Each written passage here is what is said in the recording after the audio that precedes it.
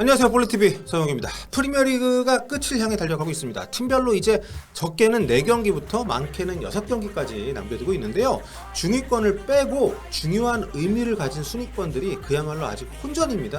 어떻게 보면 역대급 꿀잼 시즌이라고 할 수 있겠는데, 순위표에서 급격한 구분이 생기는 지점을 살펴보면 크게 다음과 같습니다. 우승이 걸린 1위와 2위, 챔스가 걸린 4위와 5위, 그리고 잔류와 강등이 엇갈리는 17위와 18위, 이 세 부분이 가장 좀 치열한 순위 경쟁권이라고 할 수 있는데, 올 시즌은 아주 공교롭게도 요 세 순위가 아직까지도 여전히 안개 속입니다. 어느 하나 확실한 게 없고요. 여러 팀들이 지금 오르락 내리락 하고 있고, 또는 두 팀이 정말 치열한 싸움을 벌이고 있는 천상계에서 그런 어떤 순위권을 볼 수 있습니다. 자, 우승 경쟁권인 1, 2위 싸움 먼저 보겠습니다. 최근 계속해서 몇 년 동안 리버풀하고 맨시티가 지배를 하고 있고, 또 이 두 팀은 정말 맞붙게 되면 최강팀다운, 과거에 뭔가 우승을 자주 차지하는 팀들은 막 좀 잠그는 경기도 많이 하고 이래서 좀 약간 재미가 없는 그런 경기들이 많이 있었는데, 이 두 팀은 만날 때마다 골도 많이 나고요. 정말 재밌는 것 같습니다. 수준 높은 경기를 또 보여주고 있고, 자, 이번 시즌도 마찬가지인데 현재 두 팀이 나란히 33경기를 치렀습니다. 맨시티가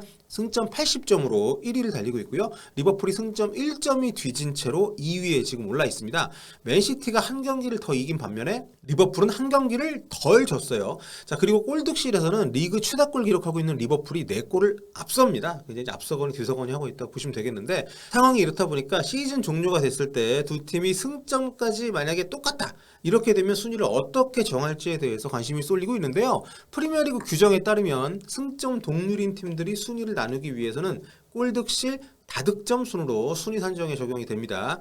이번 시즌 프리미어리그 규정집 104페이지부터 105페이지까지 보면 나와 있습니다. 골득실, 다득점까지 적용을 하고 여기에 상대 전적이나 이런 거 안 따지고 동률로 처리를 하게 됩니다. 그런데 여기서 이제 순위가 그러니까 순위 같은 채로 끝나게 되면 곤란한 지점들이 있지 않습니까? 이를테면 뭐 챔스 티켓이나 강등팀을 정하는 순위권 같은 경우에는 이게 나뉘지가 않으면 굉장히 곤란해지는 거죠. 챔스 티켓을 하나 더 가져올 수도 없고, 강등팀을 하나 더 만들 수도 없기 때문에. 그래서 2019-2020 시즌에 여기까지 이제 같은 경우에 상대 전적을 적용하고 또 단판 승부로 플레이오프를 치르도록 추가 조항이 또 생겼었습니다. 근데 이때까지도 우승팀 같은 경우에는 플레이오프를 안 치르는 게 이제 규정이었어요. 그러니까 공동 우승으로 결정을 하는, 그러니까 영국이 플레이오프를 가급적 안 하는, 포스트 시즌이 없이 운영이 되는 게 이게 진리다, 이렇게 생각하는 그런 나라였기 때문에, 그러니까 진정한 챔피언은 리그만으로 결정을 해야 된다, 뭐 이런 주의였던 거죠. 이번 시즌에는 규정집에 아예 명시를 해버렸어요. 어제 풋볼런던 기사 보니까 챔스 티켓 강등권 얘기만 있고 우승팀 언급은 뺐던데 아마 헷갈렸던 게 아닌가 싶습니다. 요게 올 시즌 프리미어리그 이제 규정집, 여기 보시면 이제 승점이 같은 팀들 중에서 골득실 다득점까지 같은 경우가 발생했을 때 어떻게 되느냐가 나와 있는 그런 부분인데, 여기 보시면 이제 리그 우승이나 다른 대회 출전권이 걸려 있는 순위 결정, 그러니까 챔스 티켓이나 뭐 유로파 티켓 같은 거, 여기에는 골득실 다득점 다 같을 시에는 상대 전적을 적용을 하고, 만약에 상대 전적까지 같다면, 그러니까 상대 전적 원정골까지 적용을 했는데도 승부가 안 갈린다, 이러면 여기 이제 C조 17.3항에 보시면 중립지역에서 플레이오프를 펼친다, 이렇게 명확하게 지금 분명히 적어놨습니다.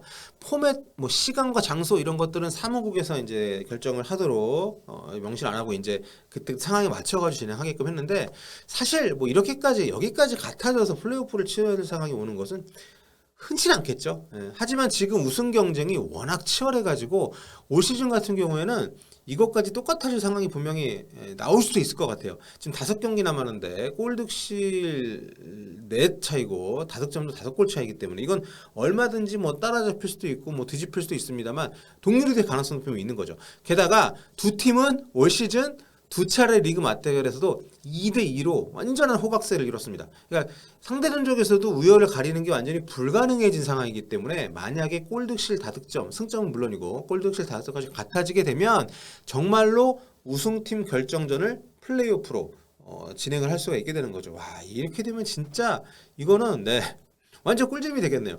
근데 프리미어리그 역사에서 우승 경쟁이 골득실 단계를 넘어간 적은 아직까지는 없습니다. 역대 가장 치열했던 우승 경쟁이라고 한다면은 많은 분들이 기억을 하실 텐데 2011-2012 시즌이죠. 아구에로 선수가 추가 시간 3분 20초에 결승골 넣어가지고 이건 진짜 역대급이었습니다. 3대2로 끝이 났었던 QPR 경기, 이거 만약에 여러분 한국에서 라이브로 봤다는 사람이 있으면 그거는 뻥일 가능성이 높습니다. 뭐 다른 뭐 어둠의 경로가 있지 모르겠습니다. 그때 프리미어리그 이 시합을 생중계를 안 했어요. 그때 이제 맨유의 박지성 선수가 있을 때라 맨유 경기를 중계를 했었고 이 맨시티 QPR 경기는 이제 생중계가 안 됐습니다. 그래서 이때 이제 프리미어리그 최종 라운드가 다 동시간대 경기가 진행이 됐잖아요. 그 승점이 맨시티랑 같았던 맨체스터 유나이티드가 썬덜랜드 원정이었습니다. 그래서 이제 1대 0으로 이겼어요. 그래서 중계를 보는 시점에서 보자면 맨유가 1대 0으로 경기가 먼저 끝났고 맨시티가 2대 2 동점인 상태였기 때문에 그 상황으로 그대로 끝났다면 맨유가 우승이었거든요. 그래서 맨유 우승이 거의 확정적인 상태로 이제 보고 있었는데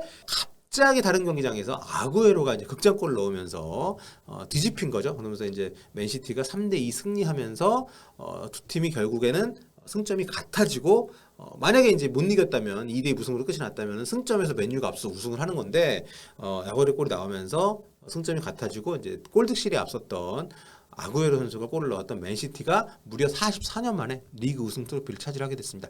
이때 보시면 승점 같고 골득실에서 맨시티가 우승한 거 보이시죠? 이게 프리미어리그 역사상 가장 간발의 차이로 이제 우승팀이 결정이 된 그런 시즌이었고요. 그 외에도 승점 1점 차로 우승 준우승이 갈린 경우가 프리미어리그 시대에만 4차례가 더 있습니다. 와 진짜 퍼거슨 감독 시절 맨유가 다시 봐도 대단하네요. 요 승점 1점 차 1, 2위 경쟁 4번 가운데 3번에 퍼거슨 감독의 맨유가 포함이 되어 있습니다. 참고로 프리미어리그 규정지 보시면 이런 내용까지 명시가 되어 있더라고요. 우승팀에는 감독과 선수, 구단 임직원용으로 이제 총 40개의 기념 메달이 제공이 된다. 선수 같은 경우에는 이제 최소 5경기 이상 출전한 경우를 기준으로 이제 메달이 주어진다고 보시면 되겠는데 최소 5경기 이상 출전한 선수가 만약에 한 팀에 39명이 넘을 수도 있잖아요. 이런 경우가 되면 추가 메달을 선수 숫자 맞춰가지고 준다고 합니다.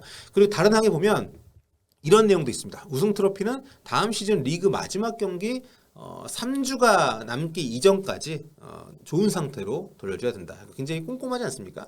규정집이 담긴 요 핸드북이 보니까 670페이지 분량입니다. 대단해요. 자, 그래서 앞서 우승팀으로 설명을 드린 것처럼 나머지 뭐가 또 크게 걸려있는 순위들이 있죠. 여기 또 보면 여기도 이제 진짜 플레이오프까지 가는 수가 있을 수 있는 경우가 있습니다. 바로 토트넘과 아스날이 경쟁하고 있는 4위권 챔피언스리그 티켓 자리인데요. 물론 이제 맨유, 웨스트햄도 가능성이 없지 않습니다만 여기서는 이제 북런던 두 팀만 비교를 하겠습니다. 현재 두 팀은 승점 2점 차, 득점은 토트넘이 4골도 많고 골득실도 토트넘이 6점 더 앞섭니다.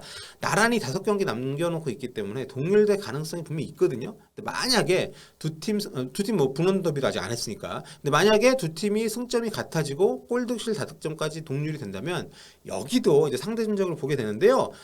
두 팀이 이제 이번 시즌에 한 번 딱 붙었는데 9월 27일, 작년 9월 27일에 아스날 홈에서 경기가 있었고 토트넘이 1대 3으로 졌어요. 그나마 0대 3으로 깨지는 거였는데 손흥민 선수가 막판에 한 골을 만회를 했던 시합이죠.